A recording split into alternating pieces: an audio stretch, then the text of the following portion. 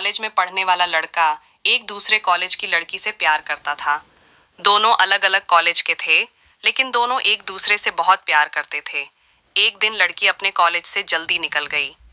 College से बाहर आने के बाद उसने लड़के के पास फोन किया। लड़के का घर लड़की के कॉलेज के बगल में ही था। लड़की ने कहा, मैं कॉलेज के गेट पर हूँ, घर जा रही थी, तो क्या तुम मुझे अपनी बाइक से छोड़ दोगे क्या? लड़के ने कहा, ठीक है, मैं आ रहा हूँ 5 मिनट में। लड़की पिछले 25 मिनट से कॉलेज के बाहर खड़ी थी, लेकिन लड़का नहीं आया। लड़की को बहुत गुस्सा आ रहा था। तब तक लड़का पूरे 30 मिनट के बाद बाइक लेकर आ गया। लड़की ने कहा, अब किस लिए आए हो? चले जाओ यहाँ से, मैं खुद ही चली जाऊंगी। लड़के ने कहा, अच्छा सॉरी। लड़के ने सॉरी बोला तो लड़की बस थोड़ा सा मुस्कुराते हुए उसकी बाइक पर बैठ गई।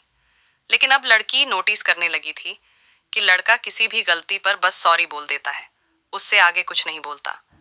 लड़की ने यह भी नोटिस किया कि लड़का ऐसा इसलिए करता है ताकि उसे उसकी गलती के लिए ज्यादा एक्सप्लेन न करना पड़े, जबकि पहले लड़का ऐसा नहीं करता था।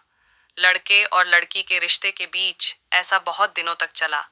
अब तो लड़की भी लड़के के सॉरी से तंग आ चुकी थी। वह सोचती थी कि सॉरी बोल देने से सब कुछ ठीक नहीं हो जाता, लेकिन लड़का शायद यह बात समझने को तैयार ही नहीं था। लड़की ने काफी कोशिश की लड़के को समझाने की, लेकिन वह नहीं समझा। आखिरकार लड़की ने फैसला कर लिया कि वह इस रिश्ते को अब खत्म कर देगी, क्योंकि लड़की का मानना था कि एक रिश्ता सिर्फ सॉरी से नहीं चल सकता। लड़की ने लड़के का फोन उठाना भी बंद कर दिया। धीरे धीरे इस बात को 2 महीने बीत गए, लेकिन लड़की लड़के से इतना प्यार करती थी कि वह उसे भुला नहीं पाई।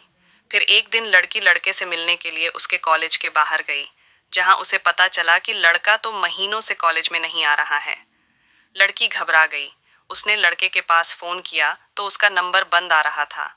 घबराई हुई लड़की लड़के के एक दोस्त के पास गई और उससे पूछने पर पता चला कि लड़का पिछले महीने से हॉस्पिटल में है। लड़की भागती हुई हॉस्पिटल पहुंची, जहां उसने देखा कि लड़का एक बेड पर लेटा हुआ है और बड़ी मुश्किल से कुछ बोल पा रहा है। उसे देखकर लड़की रोने लगी। देखकर लड़के के भी आंखों से आंसू निकलने लगे। फिर बड़ी मुश्किल से लड़के ने कहा, सॉरी, और फिर आंखें बंद कर ली। उसके बाद लड़के ने कभी आंखें नहीं खोली।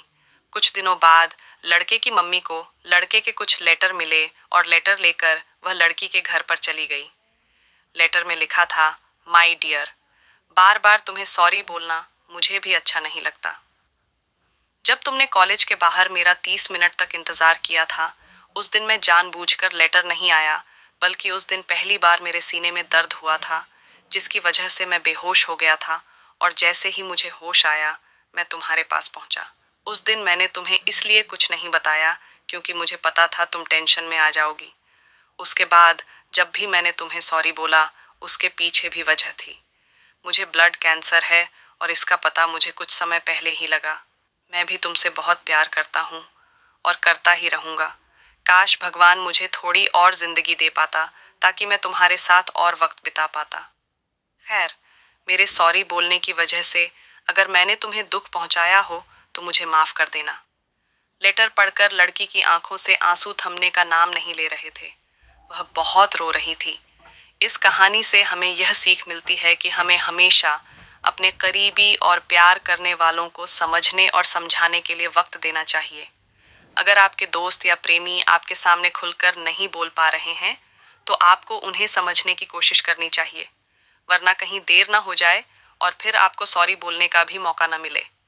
उम्मीद करता हूँ आपको यह कहानी पसंद आई होगी। अगर आपको यह कहानी पसंद आई हो, हमें कमेंट करके ज़रूर बताइएगा।